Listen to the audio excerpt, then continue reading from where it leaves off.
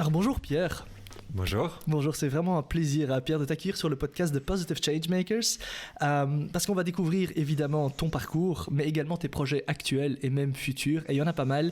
Et franchement, je pense que tant ta personnalité que ton parcours sont vraiment empreints de changements positifs et sont aussi, je pense, source d'inspiration. Donc je suis très très heureux de t'avoir ici aujourd'hui. Alors je vais brièvement te présenter, mais puis évidemment honneur à toi.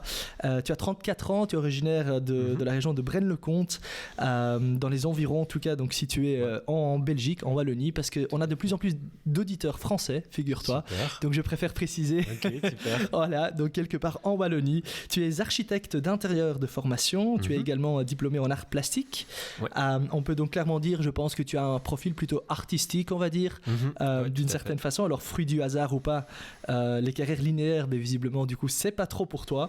Après plusieurs expériences en tant qu'architecte et ensuite en tant qu'employé chez un fabricant de meubles, tu m'as dit que tu avais subi un burn green. Alors on en reparlera. Le burn green, un concept évidemment lié à certains burn-out écologiques, mais on en parlera. Et donc c'est le début de l'histoire d'Atelier 80. Donc aujourd'hui tu es fondateur ensemble avec Marine de ce bureau d'architecture d'intérieur durable, respectueux de l'environnement. J'ai assez dit, Pierre, avant de se plonger un petit peu dans ton parcours, un bureau d'architecture d'intérieur durable, un, c'est quoi? Et puis deux, quand je lis ça, je me dis, mais on est en 2023 avec tous les problèmes qu'on connaît, est-ce qu'ils ne sont pas tous censés être durables? Alors nous, donc effectivement, nous on a un atelier d'architecture d'intérieur durable, comme tu disais si bien. Notre volonté, c'est accompagner nos clients, aussi bien professionnels que particuliers, pour aménager leurs intérieurs de façon respectueuse de leur environnement, mais aussi respectueuse de leur santé. On oublie trop souvent tous les intrants qu'on peut mettre dans nos intérieurs qui ont un impact assez négatif sur notre santé. Et donc nous, on va accompagner nos clients pour avoir une démarche plus vertueuse et plus responsable. Et par rapport à ta seconde question, mais je pense que malheureusement, des pratiques comme la nôtre sont actuellement encore trop une exception plutôt que la norme.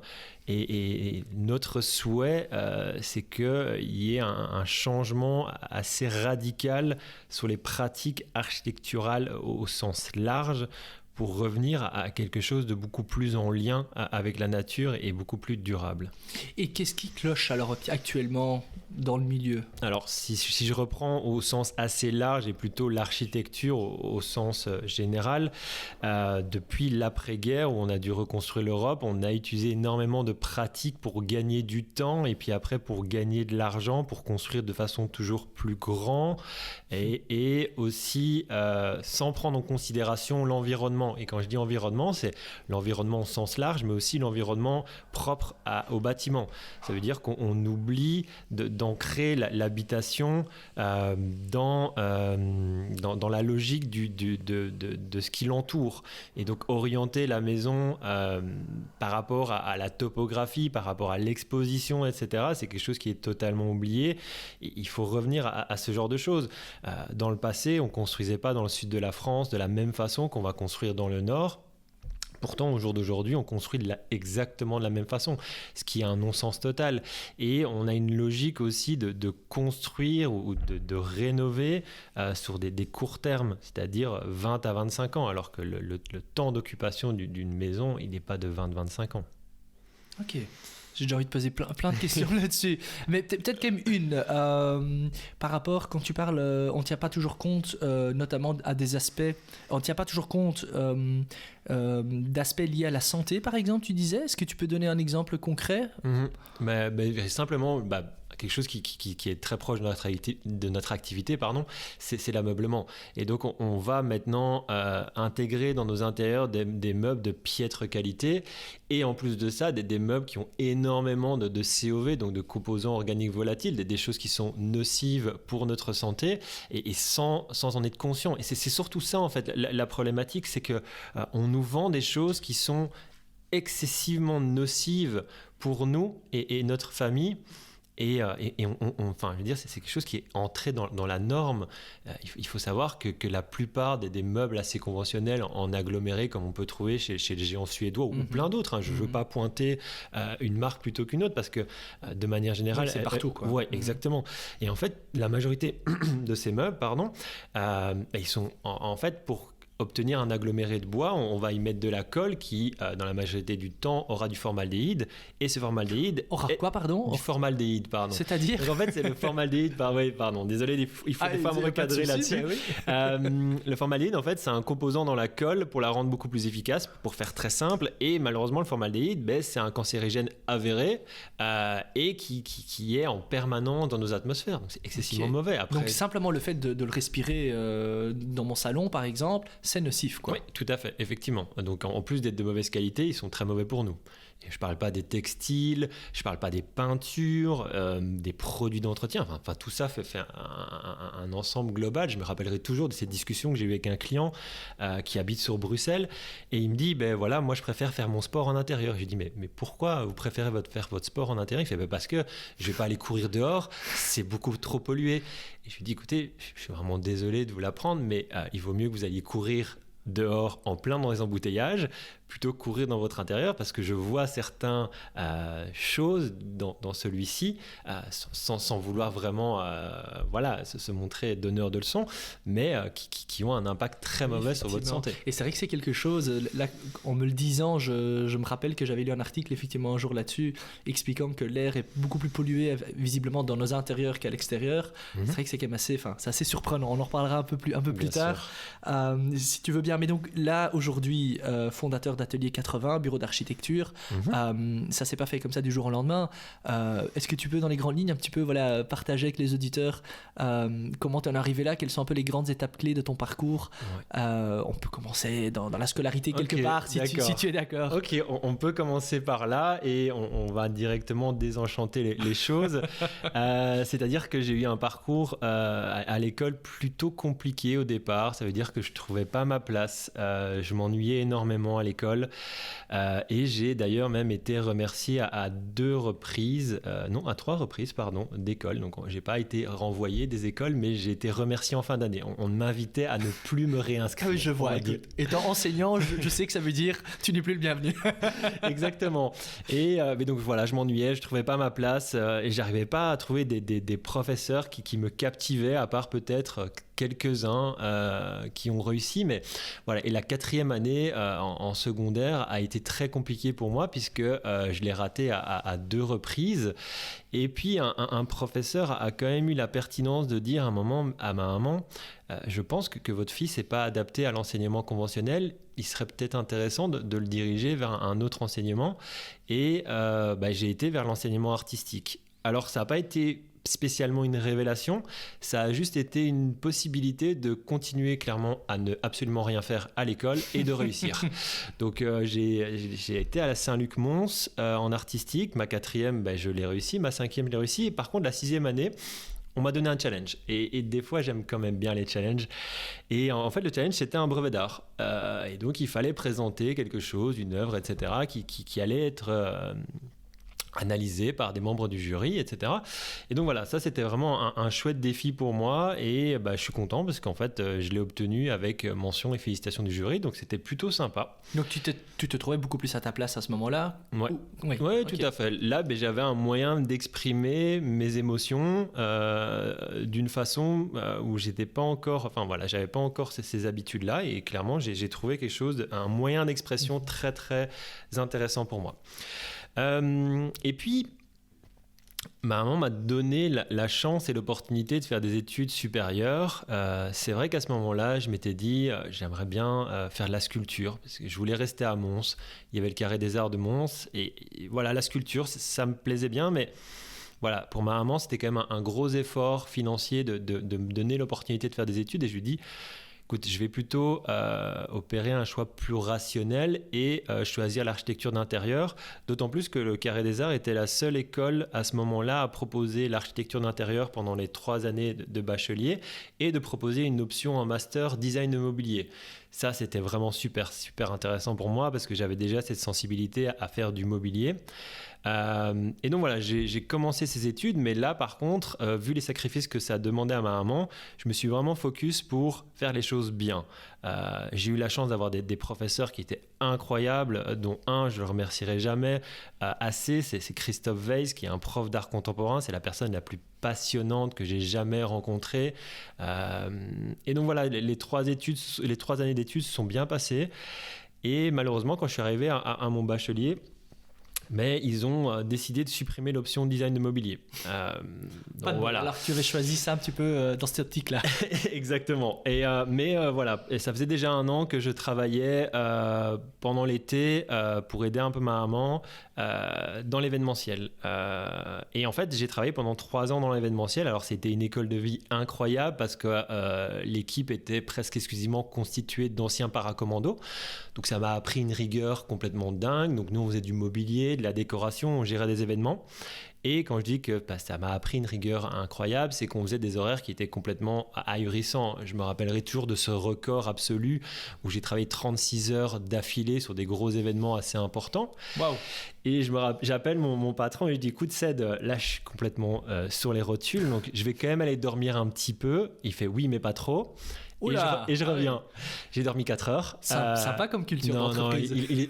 Franchement, c'est vraiment une bonne personne. C'est juste le mood et cette philosophie de l'event, et en plus de ça avec des personnes qui étaient des anciens paracommandos. Et c'était une agence d'événementiel ou... Non, c'était une boîte de production. Une boîte de production, ouais. Ok. On faisait principalement du mobilier, de la déco et un peu de gestion. Et comment ça se fait que tu avais pas mal d'ex-paracommandos qui étaient dans l'équipe ? Ah oui, en fait, l'un des fondateurs de cette société était paracommando, et donc il savait très bien recruter des gens avec la même mentalité. Voilà, parce qu'il savait que ça se passerait bien, etc.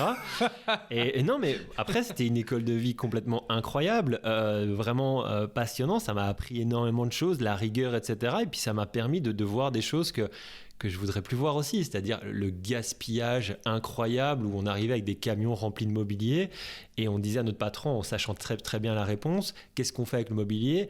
Et il dit, le container est juste là, tu mets tout au container. Oui, mais on peut pas stocker une partie. Il fait, non Pierre, tu sais bien que stocker coûte plus cher que reproduire. C'est une aberration, mais c'est comme ça. Et voilà, à ce moment-là, j'étais aussi musicien, je faisais beaucoup de concerts avec mon groupe, et donc l'événementiel plus la musique, c'était trop compliqué en termes d'horaire, et donc il m'a gentiment remercié, mais je lui en veux pas du tout. Et puis j'ai commencé avec mon frère à travailler en tant qu'indépendant en menuiserie. On faisait des aménagements extérieurs en bois, des extensions de maisons en bois, etc. Donc c'était ultra passionnant parce que moi, ma volonté aussi, c'était de comprendre la matière, parce que je suis un amoureux de la matière, je suis un amoureux du bois. Et donc j'adore ça, toucher, expérimenter, etc. C'était vraiment super sympa. Et puis j'ai fait ça pendant un peu plus de 2 ans. Et puis... Voilà, dans la famille, on n'a pas un dos qui est excessivement solide, et donc le dos commençait un peu à souffrir. Et puis je vivais une relation, on va dire, sentimentale un peu toxique. Et donc j'ai dû me reconvertir de façon assez rapide, et j'ai eu l'opportunité de travailler en tant que concepteur dans un magasin d'aménagement sur mesure. J'ai travaillé pendant 5 ans, et je pense que la plus belle chose qui s'est passée dans ce travail, c'est la rencontre avec ma future femme. Rien que pour ça, je pourrais jamais regretter ce boulot. Donc voilà, j'ai travaillé 5 ans en tant que concepteur, je suis passé chef des ventes, je déteste ce terme, et puis j'ai terminé responsable magasin. Voilà.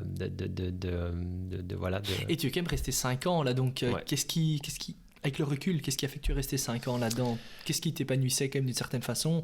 Ou peut-être pas, peut-être que tu étais juste pris par le train de la vie, on va dire. Alors, effectivement, il y a le train de la vie, comme tu le dis, et moi, ce que j'aimais beaucoup, c'était le service à la clientèle. J'essayais de toujours donner mon meilleur pour mes clients. Mais après, ce qui était excessivement dérangeant dans ce travail, c'était ne pas avoir un réel pouvoir sur le produit que tu vas vendre. Et au-delà de ça, c'est que c'était pas mon activité, j'étais dépendant d'un patron, alors qu'il était adorable, mais qui avait des défauts aussi très importants. Et donc voilà, j'étais arrivé dans un rythme qui ne me correspondait pas non plus. Et puis moi, j'ai eu la chance avec Marine d'avoir un confinement, donc la période Covid, qui a été excessivement bénéfique. Je pense que cette période-là, cette période de ralentissement, a été bénéfique à énormément de personnes parce qu'on a pu reprendre la vraie valeur des choses, se rendre compte de ce qui était réellement important. Nous, le premier confinement, ça a été une des meilleures périodes de notre vie avec Marine, réellement. Le magasin dans lequel vous travaillez à ce moment-là, du coup, complètement fermé. Complètement fermé. Complètement fermé, mais ce qui était génial, par contre, c'était que l'engouement et la dynamique dans l'équipe a été OK, on est face à un problème et on va trouver des solutions. J'ai toujours cette phrase en tête que j'avais entendue une fois, c'est transformer un pépin en pépite. Je trouve ça assez joli, jamais entendu. Ouais, je trouve ça assez cool. Transformer un pépin en pépite, je le retenir. Tout à fait. C'est pas de moi, par contre, mais voilà, c'était vraiment super intéressant. Et donc en fait, toute l'équipe à ce moment-là s'est mobilisée pour trouver des solutions pour continuer à travailler. En fait, on adaptait nos horaires, on travaillait beaucoup moins. Mais voilà, on a vraiment trouvé des solutions, on a continué à travailler, mais en même temps, on travaillait à un autre rythme. C'est ça, on a continué à travailler, mais avec un rythme qui était beaucoup plus agréable. Et ça a totalement changé les choses. Et avec Marine, on a commencé à amorcer Atelier 80. On a commencé à poser les jalons de cette activité. Et je me permets d'interrompre juste pour poursuivre. Donc, à un moment donné, donc le Covid arrive. Vous travaillez tous les deux. Donc, donc tu trouves l'amour avec Marine. Donc, si on entend bien là-bas. Donc, vous êtes ensemble à ce moment-là. Le Covid arrive, ça vous permet de vous poser. Le magasin est fermé. Et puis quoi, tu dis, vous réfléchissez déjà à Atelier 80, dans quel sens? Qu'est-ce qui faisait déjà que vous vous disiez on veut être indépendant, on veut se barrer d'ici? Quels sont un peu les éléments du coup qui faisaient que vous rêviez d'Atelier 80 déjà? Il y avait beaucoup de facteurs. Déjà, on voulait que ça soit notre propre activité pour être les maîtres à bord, pour vraiment orienter ce qu'on veut. On avait cette conscience écologique qui commençait à prendre beaucoup de place dans notre vie et on se rendait compte que la marque pour laquelle on travaillait n'était pas réellement en phase. Elle faisait croire qu'elle était en phase, mais c'était énormément de greenwashing. C'est toujours énormément de greenwashing. On ne peut pas avoir un modèle économique aussi poussé en ayant une vraie conscience écologique. C'est juste impossible. Donc, il y avait ça. Et puis, voilà, notre patron était une personne adorable, mais une personne pleine de défauts. Moi, je le dis, c'était le patron de Jurassic Park. Je dépense sans compter. Et donc, on était tout le temps sous pression pour faire rentrer de l'argent. Et puis voilà, un magasin, ça engendre des frais colossaux et donc toujours être dans la course de rentabilité, efficacité, etc. Et puis voilà, clairement, on travaillait beaucoup trop, on était beaucoup trop impliqués. Et donc voilà, le Covid en tous les cas, les confinements se sont arrêtés et la vie a repris son cours. Et voilà, on a peur de sortir de sa zone de confort. On gagnait très bien notre vie, on faisait un métier, on va dire, à moitié épanouissant. Et donc voilà, le temps est passé, on a repris la dynamique. Et puis en 2022, Marine a eu une idée incroyable, c'est-à-dire que elle a décidé qu'une fois qu'on était en congé, on prenait réellement des congés. On arrêtait, en tous les cas pour ma part, pardon, j'arrêtais d'envoyer des mails, j'arrêtais de répondre aux clients, j'arrêtais d'être au téléphone avec les poseurs, etc. Et ça a été énorme, ça a été super bénéfique de faire ça. Tellement bénéfique qu'en fait, la deuxième fois où on a fait ça, on est parti en vacances, on se retrouve au milieu de la nature, on s'est complètement déconnecté, on est revenu au travail en octobre et j'arrive, je vois mon patron, je fais tiens c'est bizarre, c'est pas normal qu'il soit là, et puis je vois qu'il y a des tensions à nouveau dans l'équipe, il y a un vrai gros problème profond dans l'équipe et j'oublierai jamais, je le regarde dans les yeux et je lui dis est-ce que tu me soutiens? C'est moi qui gérais l'équipe et je lui dis est-ce que tu me soutiens? Il a baissé les yeux, je dis c'est bon, je pars. Et je veux même plus en entendre parler. Directement. Non, là, ça a vraiment été un point de rupture énorme. Parce que quand tu dis est-ce que tu me soutiens, c'était par rapport à une problématique. Oui, tout à fait. Évidemment, c'était une problématique avec une personne de l'équipe. Okay. Et moi, j'étais en responsable de cette équipe.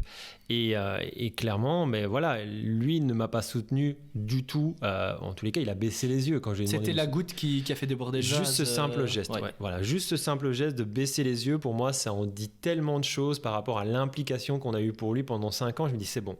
Et là, il y a vraiment eu ce point de rupture. C'est ça que j'appelle un burn green parce que en fait, depuis la sortie du Covid, moi, à chaque fois que je vendais un projet à un client, je me sentais mal parce que je sais que mes valeurs écologiques qui devenaient vraiment très importantes, qui prenaient une place énorme dans ma vie, j'étais plus du tout en phase avec ça. Et ça devenait vraiment très compliqué parce que mon éco-anxiété du quotidien, en fait, s'additionnait à celle de ma vie professionnelle. Et vraiment, quand j'ai dit que j'ai fait un burn green, c'est pas une blague, c'est vraiment un point de rupture complet où c'était plus du tout possible pour moi de travailler. Est-ce qu'il y a eu un élément déclencheur pendant le Covid? C'était le Covid en tant que tel, le confinement? Est-ce que c'était les rapports du GIEC à ce moment-là, peut-être que tu as commencé à lire? Quels étaient les éléments déclencheurs qui vraiment... C'est vraiment un ensemble de lectures. Effectivement, le GIEC, plein de personnes passionnantes qui écrivent des écrits incroyables, qui se battent au quotidien, et puis même plein de gens, des militants écologiques qui sont là pour porter ces valeurs et faire comprendre qu'on arrive à un point de bascule où il est impératif de réagir et de réagir à la hauteur des enjeux. Et donc voilà, c'est vraiment cet ensemble de choses. Puis voilà, moi j'ai 2 frères avec qui je m'entends très bien, mais par exemple, celui avec qui j'ai travaillé, lui a opéré une solution différente. Ça veut dire que moi, j'ai décidé d'être avec Marine, on a décidé à notre petite échelle d'être dans l'action.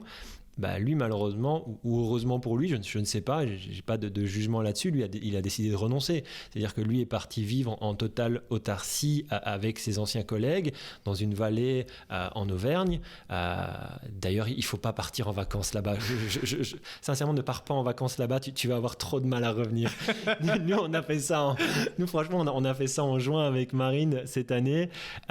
C'est dur de revenir. Ouais, notre chien a fait une déprime de 2 semaines. Oh là là. Non, mais du coup, ton frère a peut-être fait le bon choix, d'une certaine façon. En tout cas, pour lui. Ouais, mais c'est différent. Il y a vraiment 2 possibilités. Il y a soit renoncer et s'isoler dans un mode de vie alternatif, ou se dire, pour le moment, il y a encore de l'espoir. Et Enfin, ça, c'est vraiment ma philosophie. Je pense qu'il y a encore de l'espoir et œuvrer au quotidien pour un avenir plus durable. Personnellement, moi, ça me fait un bien fou, réellement. Oui, et puis il y a peut-être une 3e option aussi dans laquelle, malheureusement, je pense que, c'est quand même malheureusement, vu la situation, il y a le déni aussi simplement de continuer à vivre comme si de rien n'était. Là, si je comprends bien, ton frère, par rapport à toi, se rend compte, entre guillemets, de la problématique. Bien sûr. Et donc, d'une certaine façon, il va vivre de manière quand même beaucoup plus éco-responsable, etc. Il y a aussi des gens qui continuent de vivre tout simplement à 200 à l'heure, comme si de rien n'était. Tout à donc, fait. entre guillemets, si j'ai envie de dire, il y a pire. Non, mais bien sûr. En fait, par exemple, c'est cette 3e option que tu évoques. Pour moi, c'est la pire. Mais c'est pas la pire pour le monde de manière générale, c'est la pire pour eux. Parce que forcé ou contraint, on va devoir s'adapter. Ça, c'est une certitude. Il faut arrêter de se voiler la face. Ça fait depuis les années 70 avec le rapport Meadows qu'on nous alerte sur cette folie de la croissance infinie, mais ce n'est juste pas possible. Je dis, c'est binaire. Le monde est tel qu'il est, le monde est fini et on pense à une croissance infinie. Voilà. Incompatible, effectivement. C'est suffisant. Et donc ces gens-là qui ne sont pas dans l'action ou qui se voilent la face, parce que il faut pas oublier que depuis la fin entre guillemets du Covid, même s'il n'est pas réellement terminé, toutes les personnes qui étaient anti-vax, etc. en France sont bizarrement mutées maintenant en climato-sceptiques. Et c'est vrai, c'est des études qui ont été faites. Donc 30% d'anti-vax sont devenus climato-sceptiques et on a vraiment une montée complètement hallucinante de climato-sceptiques, mais tous ces gens-là, moi je suis triste pour eux. Je suis pas triste pour les propos qui sont complètement aberrants. Je suis triste pour comment ils vont devoir s'adapter, parce que mon frère ou moi ou toutes les gens qui sont dans l'action ont créé un mode de vie qui est beaucoup plus résilient à toutes ces contraintes, et tous ces gens-là qui sont pas prêts, ils vont subir les changements de façon excessivement brutale. Effectivement, c'est effectivement une partie de la population qui se méfie de tout ce qui est gouvernemental, officiel, etc. Donc probablement que le lien est là. Enfin, j'ai pas vu les études, mais effectivement, les anti-vax qui après, comme tu dis, deviennent climato-sceptiques, c'est toute une partie de la population effectivement qui a un peu du mal peut-être à accepter ou à entendre la vérité.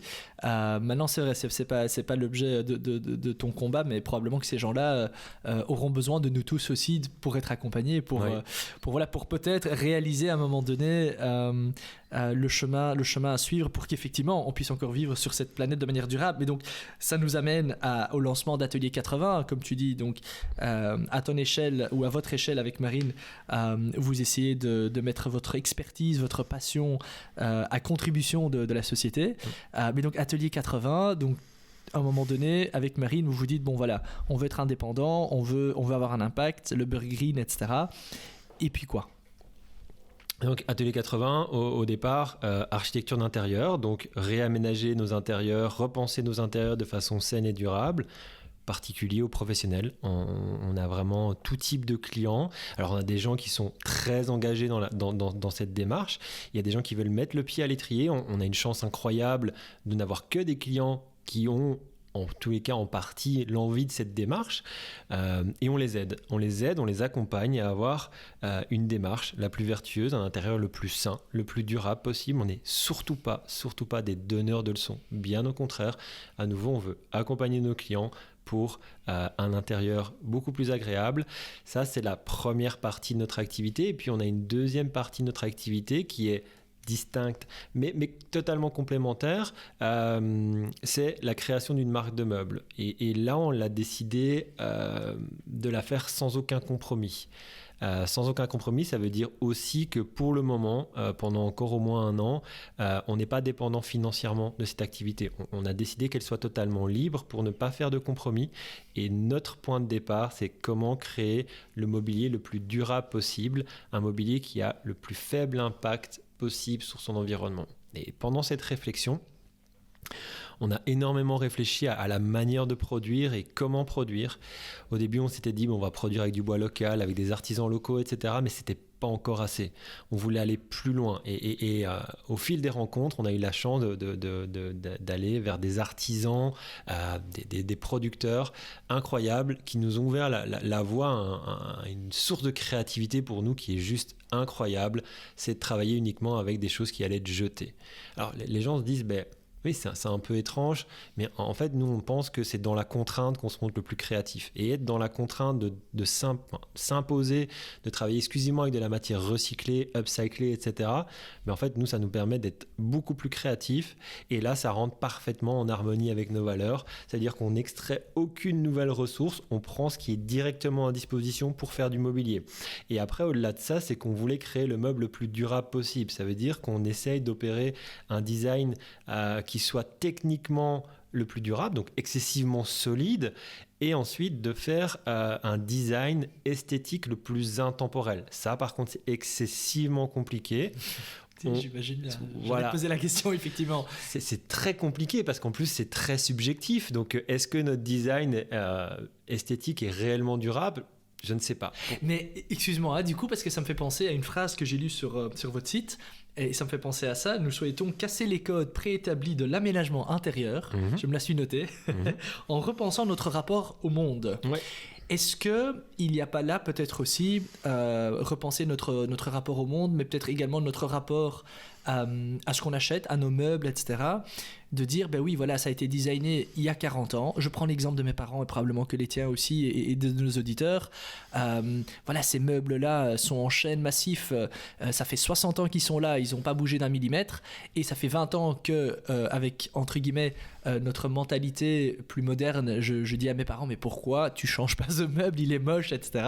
Mais qu'effectivement, nos parents, peut-être, ou certains en tout cas, sont dans un autre rapport au monde en disant, c'est solide, c'est toujours opérationnel, pourquoi changer ? Est-ce que peut-être nous, on n'a pas trop été habitués à ça aussi, dans le côté subjectif, qu'à partir du moment où ça ne nous plaît plus, il faut changer. La voiture, là, ça fait 2 ans, je veux changer. Le meuble, ça fait 3 ans, là, qu'il est blanc, je veux changer. Est-ce que peut-être il y a quelque chose là-dedans aussi à faire ou je me trompe un peu de philosophie ? Je te remercie énormément pour ce que tu viens de dire. C'est justement le point de départ et c'est là où il y a plein de gens qui sont très inspirante. Il est temps de changer de récit, de rapport au monde. On a opéré des choix qui sont complètement schizophrènes. Ça veut dire que actuellement en Europe, on jette par an 10 millions de tonnes de mobilier. Je parle juste de mobilier, je parle juste de l'Europe et je parle juste par an. 10 millions de tonnes. Je n'imagine même pas combien c'est, mais ça a l'air énorme. C'est complètement dingue. Et en plus de ça, c'est du mobilier qui n'est absolument pas revalorisable. Ça veut dire que toute la production actuelle de mobilier intensive, etc., c'est du mobilier qui est presque jamais revalorisable. C'est excessivement compliqué à recycler, à upcycler, etc. Enfin, c'est complètement dingue. Et ce que tu disais est très juste. Nos grands-parents, à l'époque, se mariaient. À leur mariage, recevaient du mobilier de qualité, produit localement, etc. Et ce mobilier les accompagnait tout le long de leur vie. Et ça, c'est merveilleux. Et après, il y avait cet héritage. Moi, je trouve ça génial, ce côté d'hériter des mobiliers avec une histoire. Nous, on est très attachés au côté historique, etc. Mais voilà, c'est des choses qui ont disparu. Là, actuellement, ce qu'on appelle le turnover, donc le remplacement de mobilier dans nos intérieurs, au jour d'aujourd'hui, c'est 10 ans. Donc, c'est-à-dire que tous les 10 ans, une personne normale, aujourd'hui, en Belgique, en 2023, va changer de mobilier tous les 10 ans. Cette pratique n'est absolument pas soutenable. Et de toute façon, cette pratique est totalement aberrante. Un intérieur, ça doit être pensé pour une vie. On doit aussi penser aux évolutions de vie, mais on peut y arriver. Nous, notre philosophie aussi avec nos clients, c'est de leur dire, mais voilà, votre usage de votre habitation, il est comme ça actuellement. Comment il va évoluer dans le temps? Et on prend énormément de temps à discuter avec eux pour comprendre comment leur vie peut évoluer, et on adapte les intérieurs justement à ces changements de vie, à ces adaptations, pour que leur intérieur, dans 10, dans 15 ans, dans 20 ans, dans 30 ans, dans 40 ans, il soit toujours parfaitement adapté. Tu penses que les gens sont prêts à ça? Est-ce que les clients avec qui tu discutes, est-ce que tu as l'impression qu'ils sont prêts à ça? Ou peut-être aussi, les clients qui viennent vers vous sont peut-être évidemment déjà un peu plus prêts à ça, mais dans ton entourage ou autre? Mes clients, nos clients, on a cette chance incroyable, et je les remercie. Oui, mais les autres non. Et les autres non, mais à nouveau, et c'est pas pour être alarmiste, etc. C'est que forcé au contraire, on devra reprendre ces pratiques vertueuses. Et moi, ce que j'ai envie de porter comme message, c'est que avoir une vie plus résiliente, plus simple, plus frugale, c'est tellement agréable. Enfin, avant, quand j'étais dans mon ancien boulot, j'étais ultra stressé, vraiment ultra stressé. Dans le passé, je fumais énormément, et puis après, Marine m'a demandé d'arrêter de fumer, ça a été mon moteur, et je compensais, je mangeais des chics dans tous les sens pour me déstresser, et je maigrissais, je grossissais, et j'étais tout le temps stressé. Je le cache pas, je roulais excessivement vite en voiture parce que mon rythme de vie était complètement délirant, et voilà, et je peux vous assurer que avoir une vie plus en phase avec l'environnement, avec la nature, ça peut être que bénéfique, et on se sent tellement mieux après. Effectivement, et pour la petite anecdote, ce que je souris, avant de commencer le podcast, tu avais l'air tellement zen, alors que moi, effectivement, j'étais un tout petit peu plus stressé pour être sûr que les micros soient bien branchés, etc. Donc, je confirme effectivement la zénitude. Donc, ça aurait été drôle de te rencontrer il y a 2 ans et de voir un petit peu la différence, mais peut-être si un jour on parlera avec Marine et on lui demandera confirmation. Une question que je me posais aussi, donc tu parles de tes clients, etc., mais est-ce qu'il vous arrive, est-ce qu'il vous est déjà arrivé, ou comment tu réagirais si ça t'arrivait, mais d'avoir du coup un client qui, on va dire un potentiel gros client, mais qui du coup serait, on va dire, partiellement en phase avec ce que vous proposez, et qui, je m'explique, qui par exemple te dirait oui mais ok Pierre, très bien, par contre j'aimerais quand même bien que ça soit comme ça, ce matériel là, voilà, je suis prêt à le payer, pas de souci, mais donc voilà, un client qui entre guillemets ferait des compromis sur le côté durabilité, et qui, même si c'est un matériau de mauvaise qualité et que dans 10 ans je le jetterai, j'ai quand même envie de le faire. Imagine tu es dans une situation comme ça, ou peut-être tu l'as déjà été. Voilà, comment tu gérerais ça? Est-ce que tu dis, écoute, la vie fait que, effectivement, quand on est entrepreneur, on essaye d'être le plus cohérent possible par rapport à nos clients également, et si on arrive déjà à les faire avancer de manière pragmatique, c'est déjà bien. Ou est-ce que tu dirais, écoute, là, on essaie vraiment d'être catégorique, en tout cas, je le pense, et ça serait, écoute, voilà, ça va pas fonctionner, alors la philosophie ne correspond pas. Ouais. Et on ne travaillerait pas ensemble. Bien sûr. Alors déjà, donc, nous, chacun de nos clients, le premier rendez-vous, il est toujours gratuit, parce qu'on a besoin d'être certain d'être les bonnes personnes pour leur projet. Et donc, s'il n'y a déjà pas... Alors, c'est une chance, hein, et je le dis, qu'on peut dire à nos clients, s'ils n'ont pas ces valeurs-là ancrées dans leur projet, on leur dit toujours qu'on n'est pas les bonnes personnes, et on recommande d'autres personnes pour s'occuper de leur projet. S'ils n'ont vraiment pas envie, S'ils ont envie de mettre le pied à l'étrier, alors là, on va vraiment les aider et les accompagner. Et par rapport à ce que tu demandais, pour vraiment prendre des exemples très concrets, je vais prendre 2 exemples. Si par exemple, on crée une cuisine sur mesure pour un client avec des panneaux recyclés, etc., qui visuellement semble une cuisine tout à fait traditionnelle, et que pour le plan de travail, il décide de faire un choix, par exemple, de prendre un granit qui vient de l'autre côté du monde. Déjà, on va un peu en discuter avec lui, voir s'il n'y a vraiment pas d'autres alternatives possibles, etc. Et dans ce cas-ci, de façon spécifique, si on a déjà œuvré sur d'immobilier recyclé, etc., avec des panneaux recyclés, clairement, voilà, il a déjà fait un effort, ce n'était pas son idée à la base, etc. Donc, on va l'accepter. On ne va pas non plus à l'encontre, parce que de toute façon, si ce n'est pas nous, dans ce cas-ci, ça sera une personne d'autre. Et on a déjà fait une grosse part du job. Par contre, à la différence, si on prend un autre exemple, le client veut isoler sa toiture, on l'accompagne dans les travaux de rénovation énergétique de son bien. Et ce client, par exemple, veut dire, moi, je vais utiliser un isolant polyuréthane. C'est très à la mode. On en voit partout en Belgique. Moi, à chaque fois que je vois ça, j'ai envie de manger mon volant. Hein. C'est complètement dingue. Alors, heureusement, comme tu dis, maintenant, je suis plutôt zen. et voilà, je reste... Mais là, par contre, clairement, on refuse. Ça veut dire que là, on sait très bien que ce n'est pas un bon choix à opérer. Dans le cas de l'isolation, cet isolant, par exemple, je prends vraiment cet isolant spécifiquement, c'est un isolant thermiquement intéressant. Ça veut dire qu'il isole bien thermiquement.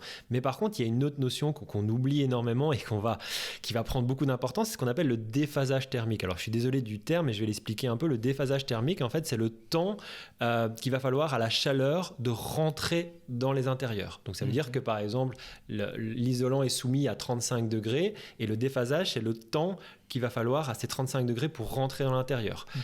Ce type d'isolant, ils ont un déphasage de 4 heures. Ah oui, donc c'est très rapide. Donc à 10 heures, il fait 35 degrés. À 14 heures, il fait 35 degrés à l'intérieur. Alors qu'on va prendre des isolants beaucoup plus naturels, même locaux, comme Gramitherm. J'encourage cette initiative d'isolants à base d'herbe, donc à base de déchets, de tonte. Eux, ils ont un déphasage beaucoup plus pertinent. On est sur des déphasages avec du biosourcé, donc qui vient de la nature, entre 12 et 14 heures. Et donc là, on oublie que l'isolation, c'est un confort d'hiver, mais ça va surtout bientôt être un confort d'été aussi. Oui, effectivement. Et en termes de coût, du coup, toi qui connais un peu, c'est beaucoup plus cher ? Malheureusement, effectivement, souvent, ce type d'isolant, par exemple, je parlais de Gramitherm, qui est une alternative à la laine de verre, à la laine de roche, mais malheureusement, il est plus cher. L'écart commence à se réduire. Je remercie notre gouvernement qui octroie maintenant des surprimes avec les isolants biosourcés, mais c'est pas encore assez. Ça va pas encore assez loin. Je voudrais mettre en avant aussi des initiatives comme celle de Philippe Madec en France, qui est architecte, qui se bat pour une TVA réduite, voire de 0 sur ce type de pratique. Donc ça, c'est important aussi que nous, architectes d'intérieur, architectes, professionnels du bâtiment, etc., on soit accompagnés par des mesures gouvernementales pour que ces démarches-là soient beaucoup plus faciles et beaucoup moins onéreuses au quotidien pour nos clients. Ok. Je vais te laisser boire un petit coup, comme ça tu te rafraîchis. Vas-y, Fat. Et comme ça, je pose ma question. Est-ce que c'est important pour toi d'être dans l'action ? On en parlait déjà un petit peu tout à l'heure, donc évidemment la réponse, je pense qu'elle est oui, mais j'aimerais t'entendre un petit peu là-dessus. Quel impact, du coup, est-ce que vous espérez avoir avec Atelier 80 ? Et est-ce que peut-être des fois également, il vous arrive de vous dire, tiens, je vais faire comme mon frère et je claque tout et voilà, je vais vivre sur ma petite île. Donc, pourquoi est-ce que c'est important pour toi d'être dans l'action ? Ouais. Alors, on entend beaucoup de discours pour le moment en disant, c'est pas à ma petite échelle que je vais faire changer les choses. Alors, effectivement, c'est rarement à notre petite échelle qu'on va faire changer les choses, mais 1 + 1, ça fait 2, etc. Et si tout le monde se mobilise, si tout le monde oublie cette idée de à mon échelle individuelle, rien ne va changer, ça va changer. Si tout le monde s'y met, ça va changer. Et puis au-delà de ça, moi je le dis, notre activité avec Marine, c'est clairement une thérapie. Ça veut dire que ça permet de soigner notre éco-anxiété. Quand moi j'ai des clients sur Bruxelles et que je reviens en ayant vu des choses qui m'inquiètent énormément pour l'avenir de la planète, mon travail me permet de relativiser et de me dire il y a un espoir. C'est bête, je le sais, parce qu'à ma petite échelle, mais peu importe, ça m'aide énormément. C'est une forme de thérapie, je me sens beaucoup mieux. Et donc, je pense que j'ai envie que ce message permette à des gens d'entrer dans l'action et d'arrêter leur job qui est inutile. Il faut oser à un moment claquer la porte et démarrer une activité qui soit en phase avec ses valeurs. C'est inquiétant au départ, mais ça peut être que bénéfique. Mais je prends la balle au bon, parce que souvent c'est une question que je pose vers la fin de l'entretien, mais justement, vu que tu en parles toi-même, effectivement, beaucoup de gens ont envie d'agir. C'est pas toujours facile, il y a pas mal de freins. Plus spécifiquement, qu'est-ce que tu leur dirais du coup à ces auditeurs et auditrices qui, oui, aimeraient peut-être également être dans l'action, mais effectivement, comme tu le sais toi-même, pas toujours simple de claquer la porte, comme tu dis. Des gens qui dépendent financièrement aussi, des fois d'un prêt à rembourser, des enfants, etc. etc. Quels sont pour toi peut-être un peu les éléments que tu as envie de leur partager pour dire, ben voilà, il y a moyen d'être dans l'action, et entre guillemets, il ne faut pas avoir peur de se lancer. Ouais, je vais essayer de le faire avec un exemple, c'est un peu parlant, et je vais le faire avec notre exemple. Ça veut dire que nous, on avait une activité, enfin, notre ancien boulot, on gagnait très bien notre vie, et on a opéré un choix radical. Ça veut dire qu'on est parti du jour au lendemain, et du jour au lendemain, on s'est retrouvé sans revenu à démarrer une activité en tant qu'indépendant en architecture d'intérieur durable, avec beaucoup de sources d'anxiété, etc. Et zéro client au début Zéro client, vraiment rien. Et clairement, avec un mariage à préparer, avec une maison... En plus. Oui, voilà. Et puis avec une maison qui a été un coup de cœur, mais aussi un coup de folie, parce que c'était une maison avec un haut patrimoine, une grande maison qu'il fallait rénover de A à Z, et donc avec des charges importantes. Mais voilà, on l'a fait. Et c'est vrai que ça a été du travail, mais tant qu'on reste focus sur son idée et tant qu'on y croit, c'est ça aussi, il faut y croire, on peut le faire. Il faut juste opérer quelques choix. C'est-à-dire que nous, on a décidé aussi d'être vraiment tellement en phase avec nos valeurs. C'est que, par exemple, l'acte d'achat, quand on doit acheter quelque chose, déjà on se réfléchit à la pertinence réellement d'acheter les choses.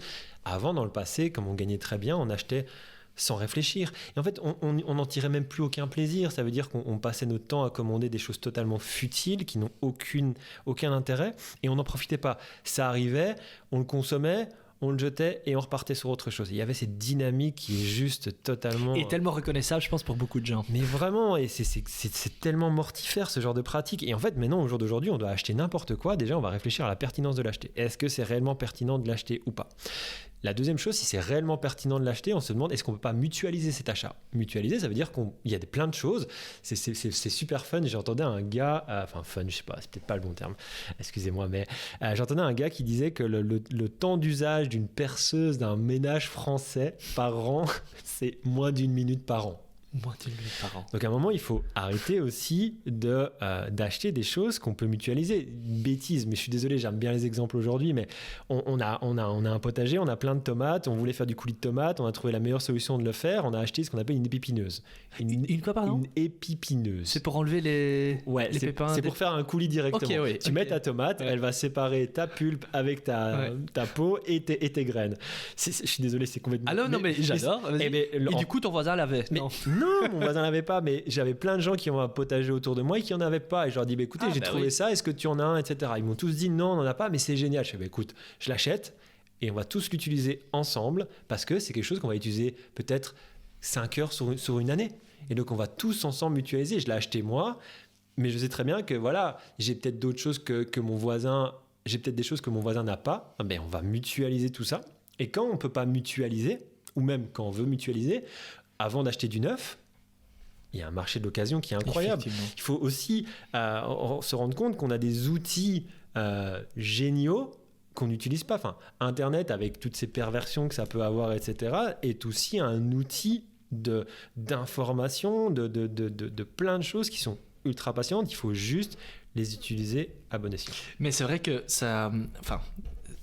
je sais pas ce que tu en penses, mais pour moi ça me fait penser simplement aussi au concept de solidarité, de collectivité qui probablement voilà est complètement réinventé quand j'entends les histoires de mes grands-parents et peut-être toi aussi et d'autres aussi.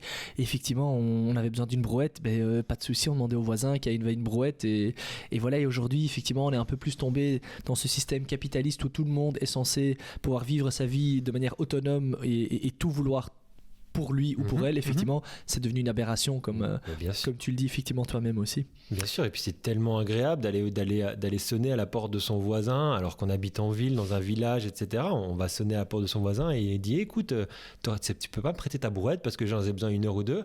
Et puis si ça tombe, cette personne-là va dire écoute, si tu veux, tu as besoin d'un coup de main et on va s'aider ensemble, on va parler, on va grandir ensemble, on va s'apporter énormément de choses et puis on ramène la brouette, il fait tiens, tu veux boire un verre, on en discute. Enfin, c'est tellement génial. Enfin, moi j'adore ce genre de choses. Et est-ce que Pierre, dans ton entourage, donc tu as déjà parlé de ton frère et de ça, peut-être ta famille plus élargie, tes amis, comment ils ont vécu un peu ce Burn Green que tu nous as décrit et ce lancement peut-être aussi dans ce entre guillemets nouveau mode de vie, Atelier 80? Quelles ont un petit peu été les réactions autour de toi, tant positives que négatives, que tu pourrais nous partager? Il y a beaucoup de gens qui étaient inquiets, bien entendu. Ma maman était inquiète, la maman de Marine était inquiète. Mais voilà, ils ont vu la détermination qu'on avait dans cette activité et puis ils se sont vite rendu compte le bienfait que ça nous apportait. Et donc rien que ça a été je pense une bonne chose. Et puis après il y a des choix dans notre façon de vivre qui sont beaucoup plus difficiles, qui sont différemment perçus. Ça veut dire que nous on a aussi décidé de devenir totalement végétarien. On n'a jamais beaucoup apprécié la viande. On est devenu totalement végétarien pour 2 raisons, parce que la production de viande animale a un impact excessivement mauvais sur le dérèglement climatique au sens très large.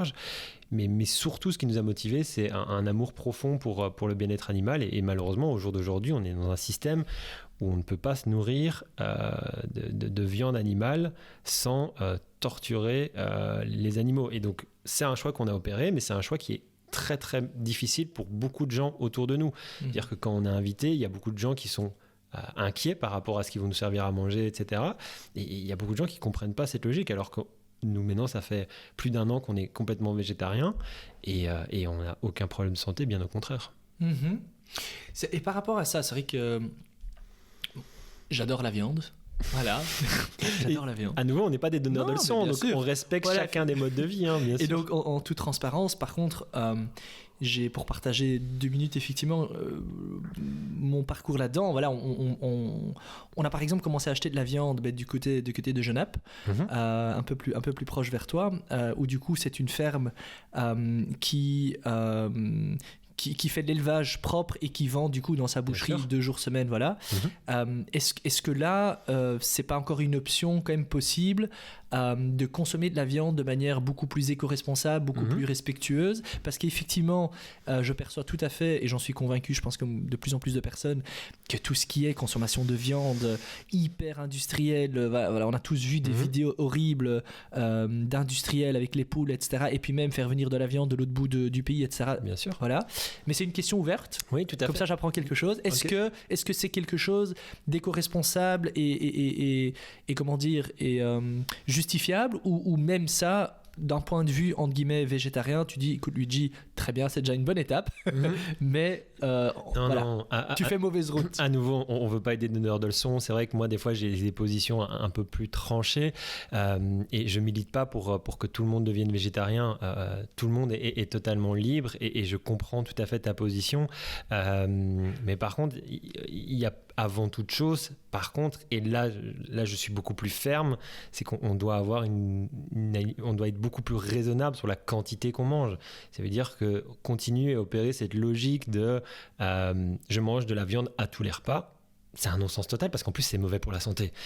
Et je pense que ta dynamique est bien meilleure, et peut-être même meilleure que la mienne, parce qu'en fait, manger de façon beaucoup plus réfléchie et raisonnée de la viande de façon locale et de qualité c'est ça la bonne chose. Continuer à manger du bleu, blanc, beige. Alors je suis désolé pour les Français, mais cette chose n'est pas mangeable réellement. Je suis désolé de le dire, mais c'est pas mangeable. Donc manger moins de viande, manger de la viande de qualité et locale. Ça, effectivement, c'est la belle philosophie. Mais voilà, mais vous avez fait le choix entre guillemets de complètement laisser la viande de côté. Parce qu'on n'en tire aucun plaisir. Ça veut dire que toi, je comprends tout à fait que tu aimes un bon steak. Moi, j'en tire aucun plaisir à un bon steak. Du coup, oui, aucun intérêt de continuer. Exactement, tout à fait. Donc voilà. Alors pour rester dans les clichés, c'est pas trop steak, mais en tant que bon Italien, la bolognaise, c'est la viande hachée. Ah ben, voilà. Tu sais quoi ? Oui, je sais, il y a un remplaçant. Je te propose un deal. Tu veux que j'essaye, c'est ça ? Non, je t'invite à manger chez moi. Ok. Et je te fais une bolo et je remplace Marine fait ça excessivement bien parce que ça, c'est elle qui fait à manger pour la bolo en tous les cas. Elle les remplace par des lentilles vertes et c'est super bon. On a donné ça à manger à notre beau-frère qui est vraiment un gros carnivore mais vraiment puissance 10. Et il n'a vu que du feu. Il a adoré.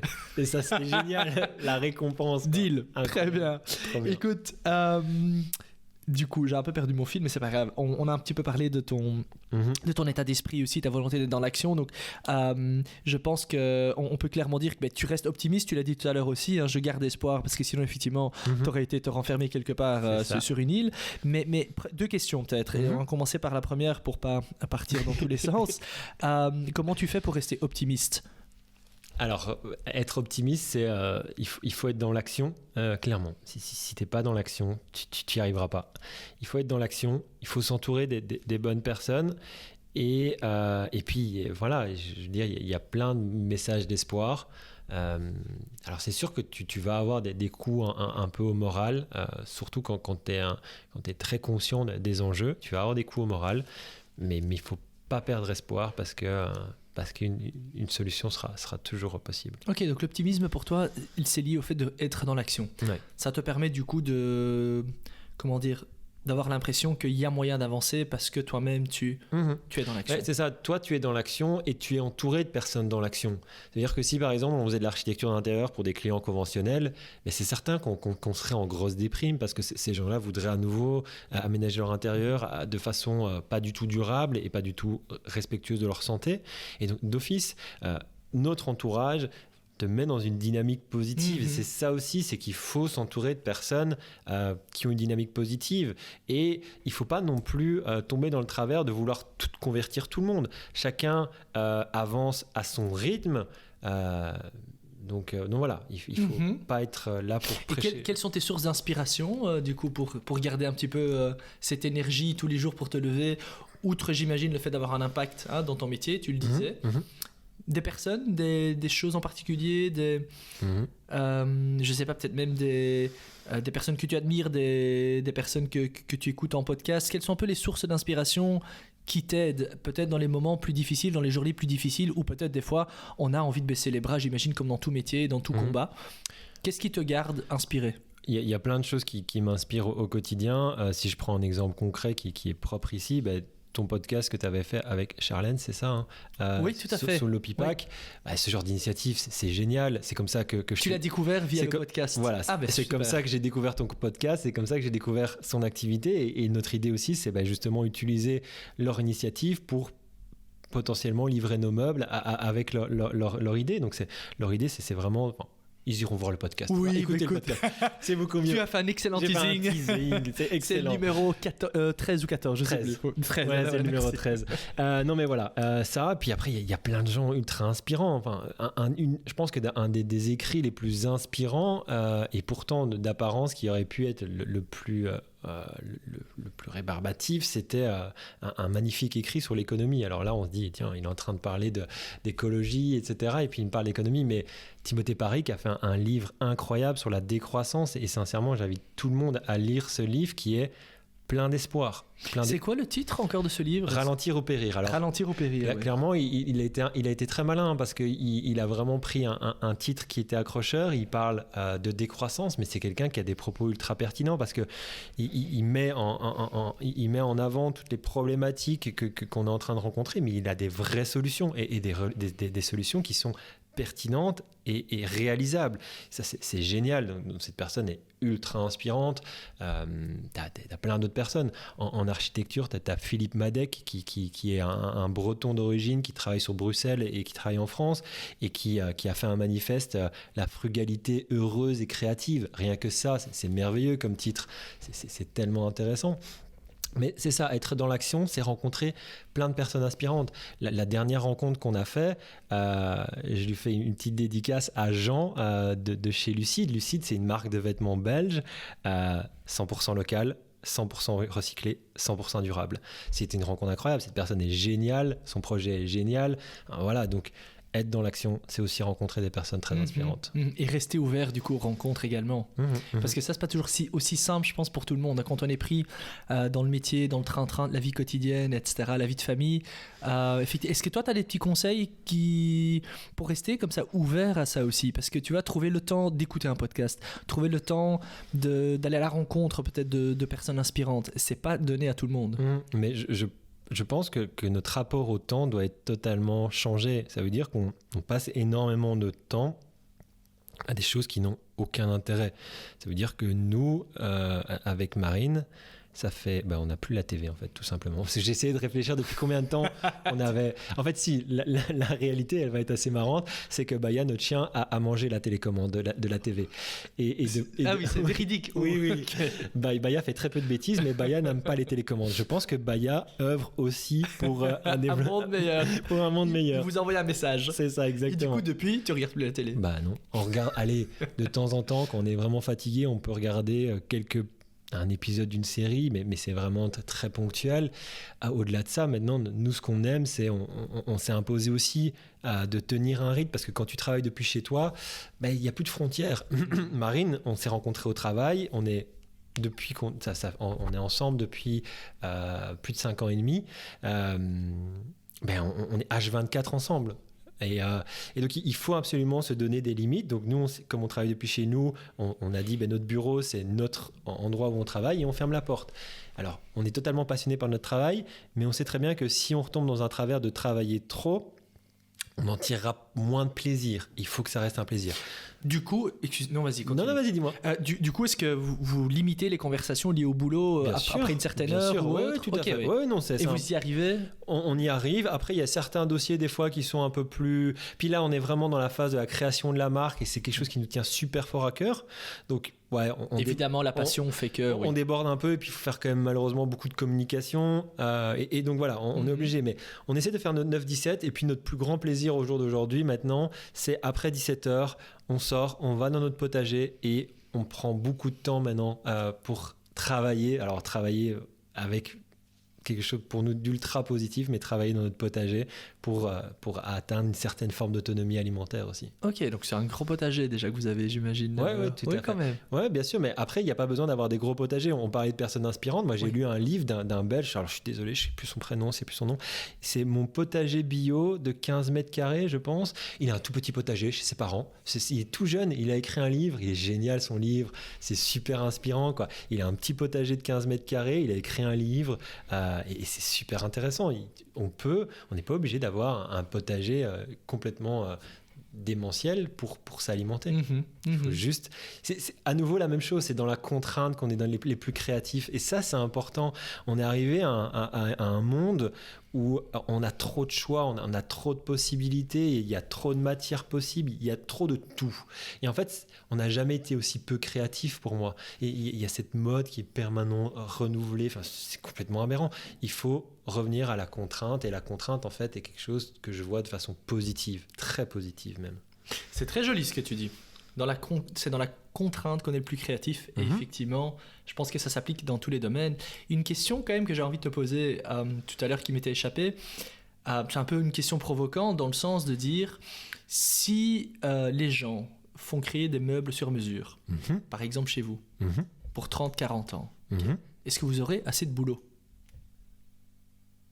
Pour le moment, on a assez de travail. Après, par rapport à la marque de meubles qu'on est en train de créer, je l'ai dit de façon un peu choc et de façon totalement utopiste, mais moi, mon rêve, c'est que notre marque disparaisse. En fait, la marque de meubles qui travaille qu'avec de la matière recyclée, notre rêve absolu qui est complètement utopiste, ce serait que ça disparaisse. Pourquoi ? Parce qu'il n'y aura plus de matière à recycler. Mais c'est pas possible. Ok, oui, je vois, c'est la vision, quoi. Voilà, mais c'est juste quelque chose, voilà, c'est un peu notre philosophie, c'est de se dire que on aimerait arriver à un moment où on n'a plus besoin de ça, ou même on arriverait à un moment où on ne soit plus qualifié d'architecte d'intérieur durable, parce que il n'y aura plus besoin de le dire. Oui, parce que notre pratique sera la norme. Est-ce que le marché bouge un petit peu à ce niveau-là aussi, ou c'est encore un peu... Beaucoup trop lentement. Et beaucoup trop lentement. Je veux dire, avant de continuer à construire des habitations, regardons déjà ce qui est construit, déjà existant, et commençons à rénover de façon pertinente ces bâtiments. Et dans des cas où il n'y a pas de maison à disposition pour pouvoir y habiter, construisons. Mais construisons avant tout en regardant notre environnement proche. Arrêtons de construire une villa 4 façades avec des petits croisillons, c'est joli, c'est mignon. Mais c'est un non-sens total.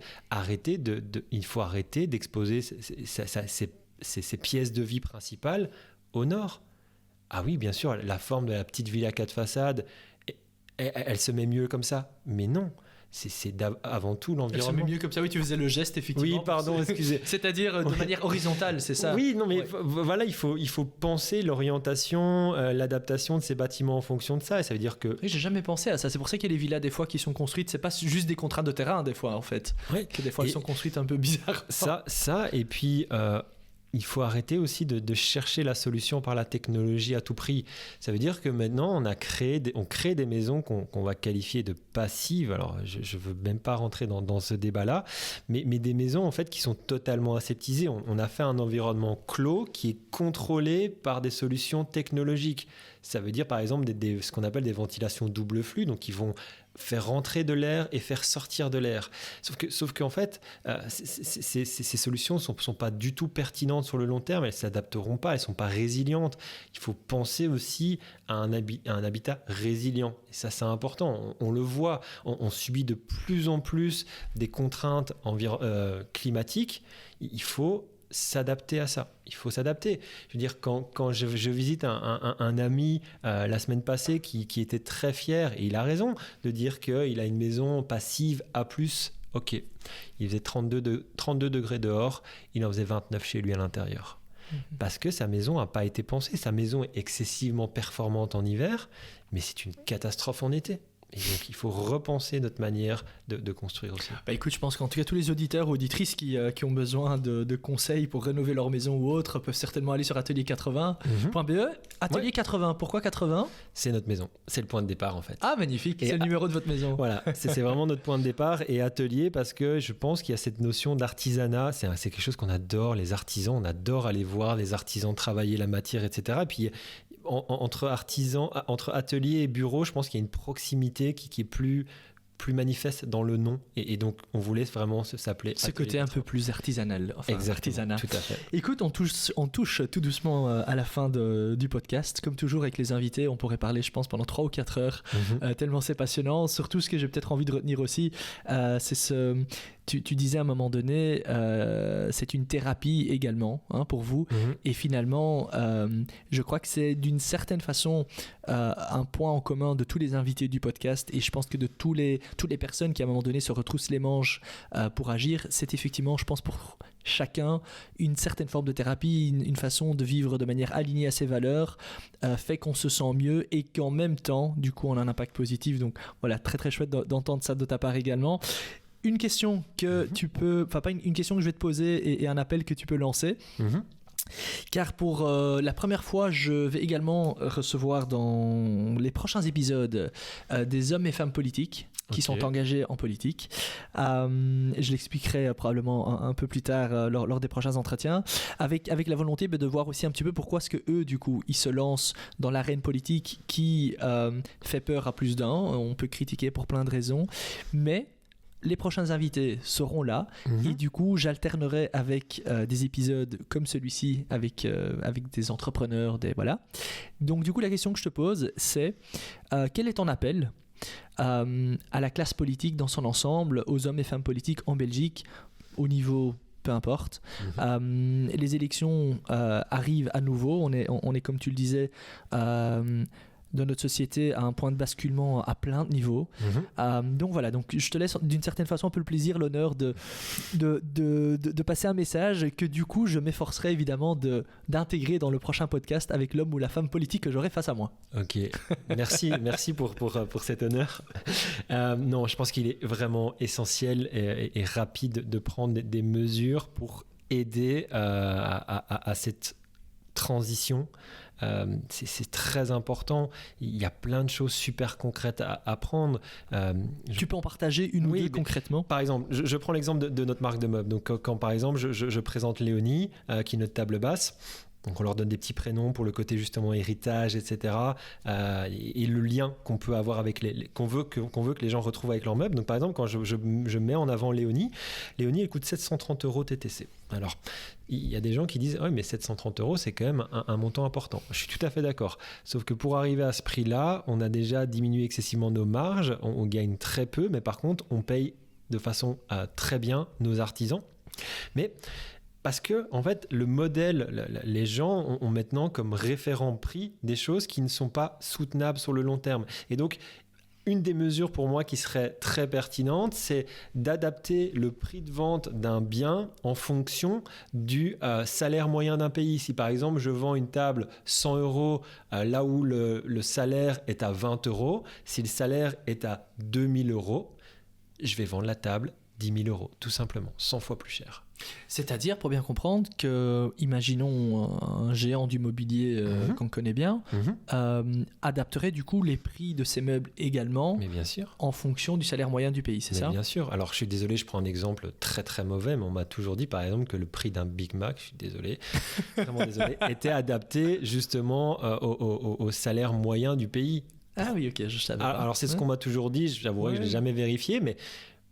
Pourquoi pas faire pareil en fait? Mais pourquoi pas faire pareil? Ça me semble vraiment tellement intéressant. On peut plus. C'est comme, par exemple, un smartphone ne peut plus coûter. Je prends le dernier iPhone qui doit coûter 2000 balles. Pour moi, un iPhone devrait coûter plus de 20 000 € par rapport à son poids écologique. C'est ça aussi. Il faut là actuellement. Oui, donc il y a d'un côté, on va dire, la correspondance par rapport au salaire moyen, et puis à l'impact écologique, encore autre chose. Bien sûr. Et là, du coup, tu serais plutôt en faveur, d'une certaine façon, de taxer. Ah oui, et je serais très content pour mes meubles. Parce que mes meubles, ils ont un tellement faible impact, ils sont même en impact négatif, limite. Ah, moi, je serais super content parce que là, clairement, on jouerait dans la... On aurait par exemple ta table à toi à 700 €, imaginons, et la table... du géant suédois. La table du géant suédois à 2000 €. Mais bien sûr. Et la différence en plus, c'est que sa table à lui, elle est prévue pour durer 2, 3, 5, 10 ans. Bah, Léonie, elle est prévue pour t'accompagner toute la vie. Du coup, effectivement, la personne qui gagne 2000 € par mois, par contre, il va falloir qu'elle achète ta table pour la vie, parce que sinon... Oui, mais alors, voilà, on a vraiment fait notre maximum. On a beaucoup travaillé avec Marine sur cet aspect-là d'accessibilité de nos meubles. Et c'est pour ça qu'on a opéré 3 choix. Je fais une petite aparté, mais on a opéré 3 choix pour proposer la distribution de ces meubles. C'est que malheureusement, on doit se passer des magasins physiques. On est vraiment désolé, mais on n'a pas le choix parce qu'ils ont besoin de gagner leur vie. Mais si on rajoute ça dans l'équation, on n'y arrive pas. Donc uniquement via un futur webshop. Là, pour le moment, on est en campagne de crowdfunding, en précommande. Donc, uniquement via Internet, uniquement en précommande. Et donc la précommande, en fait, j'en parle aussi parce que c'est important, c'est une philosophie qui permet de mutualiser les coûts. Donc on va vraiment rassembler toutes les commandes pour produire en une seule fois, ce qui va vraiment réduire les coûts. Comme on travaille qu'avec de la matière recyclée, ça va nous permettre de mieux contrôler l'approvisionnement des matières premières, parce qu'il faut aussi s'approvisionner en ces matières. Et le dernier point, mais qui nous tient excessivement à cœur, c'est éviter l'achat compulsif. Ça veut dire que quand tu travailles en précommande, quand tu as commandé ta Léonie, elle n'est pas devant ta porte le lendemain matin. On sait de quoi on parle. Là, Léonie, il faudra attendre un peu de temps. Mais ça va permettre de changer aussi nos modes de consommation et arrêter de se dire « je consomme, je jette ». Et ça, c'est vraiment ce qu'on veut mettre en avant. Magnifique. Écoute, je te laisse encore un deuxième honneur, le mot de la fin. Quel serait le dernier appel peut-être que tu as envie de faire passer à nos auditeurs et auditrices qui nous écoutent? Alors, même pour te partager un message que j'ai reçu hier, je vois effectivement le nombre d'auditeurs par rapport à certains épisodes qui augmente, etc. Mais soyons honnêtes, c'est rare que des auditeurs prennent le temps de m'écrire, mais c'était le cas hier, juste avant cet enregistrement. Et c'est très très chouette. Et donc voilà, une jeune personne qui partageait vraiment d'être très très heureux, d'être inspiré par pas mal de gens. Et donc probablement comme toi, elle avait déjà hâte du prochain épisode, parce qu'effectivement, je pense que il y a des clés de lecture qui pour peut-être les personnes même encore un peu plus jeunes, qui sont des fois au début de leur carrière, leur permettent des fois de faire le bon choix, parce que je pense que tu es probablement conscient également de ça, que les jeunes, les 18-20 ans, je le vois même dans mes étudiants, ils sont beaucoup plus en questionnement et en réflexion par rapport au sens. Je pense ils se posent beaucoup plus de questions que nous-mêmes nous sommes posés. Et donc voilà, juste pour te partager ce genre de retour. Et donc c'est le genre de personne qui probablement écoutera cet épisode. Quel est un peu ton mot de la fin? Alors, donc on a parlé un peu des gens qui doivent passer dans l'action. Là, on va parler de façon spécifique, et c'est super bien que tu arrives à ce moment-là, aux personnes qui vont justement rentrer dans le milieu professionnel. Vous devez impérativement, s'il vous plaît, opérer un choix qui soit en phase avec vos valeurs. Et c'est essentiel. On ne peut pas continuer dans cette dynamique où chaque personne se lève le matin avec les pieds de plomb pour aller travailler. Un travail, effectivement, c'est pour se nourrir, mais un travail, ça doit être épanouissant. C'est ça avant tout. Le travail, c'est pas que l'argent. On doit être épanoui, on doit prendre plaisir, on doit avoir l'impression d'avoir servi à quelque chose. Donc, choisissez aussi votre travail pour être en phase avec vos valeurs. Refusez les offres qui sont juste basées sur un salaire. Le bien-être au travail, c'est essentiel. Magnifique, Pierre, ça sera le mot de la fin. Je te remercie du fond du cœur pour ton temps, ton partage en toute authenticité. J'oublie pas la bolo du coup à l'occasion. Promis. À très bientôt. Et du coup, les auditeurs peuvent également suivre, j'imagine, toutes les aventures sur atelier80.be et sur les réseaux sociaux. Oui, sur tous les réseaux sociaux. Super, un tout grand merci. Merci à toi, Luigi. À bientôt. À bientôt. Et c'est déjà la fin de ce 15e épisode du podcast Positive Changemakers. Merci à vous pour votre fidélité. Si cet épisode vous a plu, n'hésitez évidemment pas à le partager autour de vous, ainsi qu'à nous faire part également de votre retour. Ça nous fait toujours très très plaisir. Alors cet épisode était le tout premier d'une toute nouvelle saison où je ne vais non seulement à la rencontre d'entrepreneurs et citoyens engagés, mais également à la rencontre d'hommes et de femmes politiques. Pour le prochain épisode, je recevrai justement une personnalité politique belge francophone. Continuez donc à nous suivre sur les réseaux sociaux pour être sûr de ne rien rater. À très vite. Ciao.